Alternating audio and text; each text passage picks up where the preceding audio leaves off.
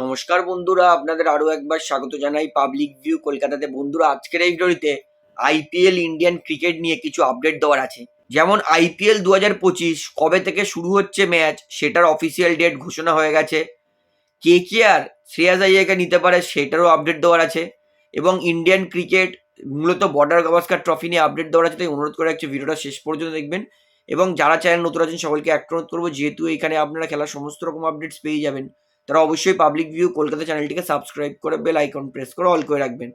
তাহলে বন্ধুরা, সবার প্রথমে আপনাদেরকে আইপিএল 2025 কবে থেকে খেলা শুরু হচ্ছে সেটার আপডেট দিই। আইপিএল 2025-এর কিন্তু অফিসিয়াল ডেট ঘোষণা হয়ে গেছে। 13ই মার্চ 2025 থেকে শুরু হচ্ছে আইপিএল। অর্থাৎ 13ই মার্চ থেকে আমরা আইপিএল দেখতে পারবো। এবং আইপিএল ফাইনাল খেলা হবে 25শে মে। অর্থাৎ 13ই মার্চ শুরু হবে, 25শে মে শেষ হবে। অর্থাৎ এটা হচ্ছে আইপিএল 2025-এর কিন্তু অফিসিয়াল ডেট। ফাইনাল তো ইডেন গার্ডেনে হবেই, কারণ লাস্ট সিজন কেকেআর চ্যাম্পিয়ন হয়েছে। তো আইপিএল শুরু হচ্ছে 13ই মার্চ থেকে।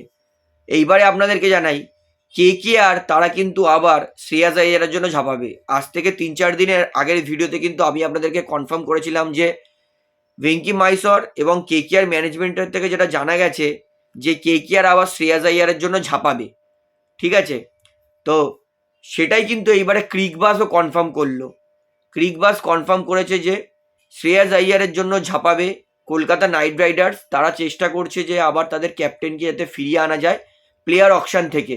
কিন্তু সমস্যাটা হচ্ছে কেকেআর শ্রেয়াস আইয়ারের সঙ্গে কমিটমেন্ট করেনি যে তোমাকে আমরা নেবই, কিন্তু দিল্লি ক্যাপিটালস কমিটমেন্ট করেছে যে যতই দাম উঠুক শ্রেয়াস আইয়ারকে দিল্লি নেবেই। তো এবার দেখা যাক কেকেআর আর দিল্লির মধ্যে কে শ্রেয়াস আইয়ারকে নিতে পারে। তবে যেহেতু দিল্লি কমিটমেন্ট করেছে যে শ্রেয়াস আইয়ারকে নেবেই, তাই আমার মনে হচ্ছে দিল্লি ক্যাপিটালসে শ্রেয়াস আইয়ারের যাওয়ার চান্স আছে। তবে এইটুকুনি আপনারা কনফার্ম ধরে নিন যে কেকেআর কিন্তু শ্রেয়াস আইয়ারের জন্য ঝাঁপাবে, এমনটা কিন্তু ক্রিকবাসও আজকে কনফার্ম করেছে। তো দেখা যাক শ্রেয়াস আইয়ারকে কোন দল নেয়। তো বন্ধুরা, এইবারে আপনাদেরকে বর্ডার গাভাস্কার ট্রফির আপডেটটা দেবো।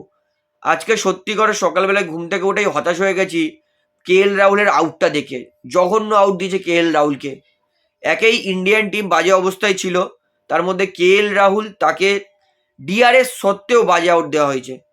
পরিষ্কার এই ছবিটা দেখলেই বুঝতে পারবেন যে কেএল রাহুল যখন বল ব্যাট ছাড়িয়ে চলে গেছে, সেই সময় কেএল রাহুলের ব্যাটটা প্যাডে লেগেছে, সেই আওয়াজটা হয়েছে।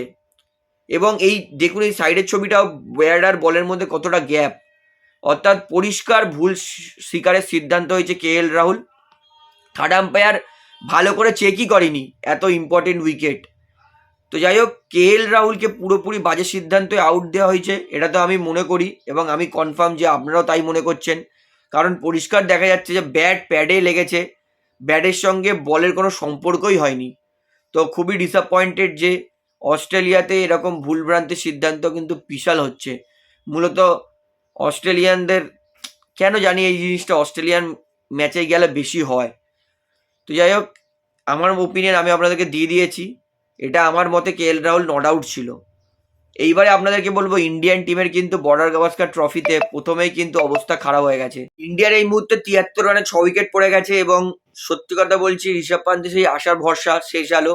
এবং ঋষভ পান্তের সঙ্গে ব্যাটিং করছে এই মুহূর্তে নীতিশ কুমার রেড্ডি, যে প্রথমবার টেস্টে চান্স পেয়েছে। তো দেখা যাক ঋষভ পান্ত আর নীতিশ কুমার রেড্ডি মিলে 150 অব্দি পৌঁছাতে পারে কিনা, কারণ এটাই কিন্তু লাস্ট ব্যাটিং পেয়ার। এরপরে কিন্তু আর সেরকম কোনো ব্যাটসম্যান নেই।